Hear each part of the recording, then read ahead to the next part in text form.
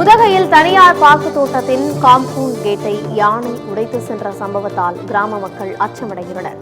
கோவை, மேட்டுப்பாளையம் மற்றும் அதன் சுற்றுவட்டார பகுதிகளான தேக்கம்பட்டி, நெல்லித்துறை உள்ளிட்ட பல்வேறு பகுதிகளில் கடந்த சில ஆண்டுகளாகவே பாகுபலி என்று மக்களால் பெயரிடப்பட்டு அழைக்கப்பட்டு வரும் ஒற்றை காட்டு யானை நடமாட்டம் அதிக அளவில் இருந்து வருகிறது.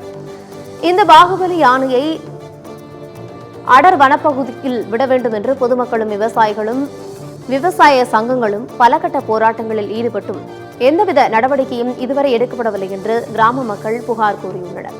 இந்நிலையில் நேற்றிரவு மேட்டுப்பாளையம் ஊட்டி சாலையில் உள்ள கவின் கார்டன் அருகே உள்ள திருமலை ராஜா என்பவருக்கு சொந்தமான 4 ஏக்கர் பரப்பளவில் பயிரிடப்பட்டுள்ள பாக்கு தோட்டத்தின் காம்பவுண்ட் கேட்டை உடைத்து பாகுபலி யானை நுழைந்துள்ளது.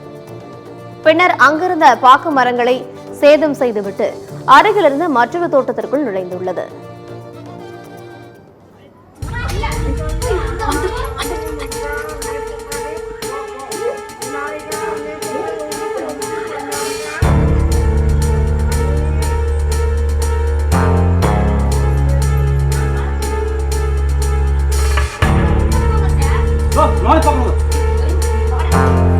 பாக்கு தோப்புல போய் பாத்ரூம் இருக்குது யார்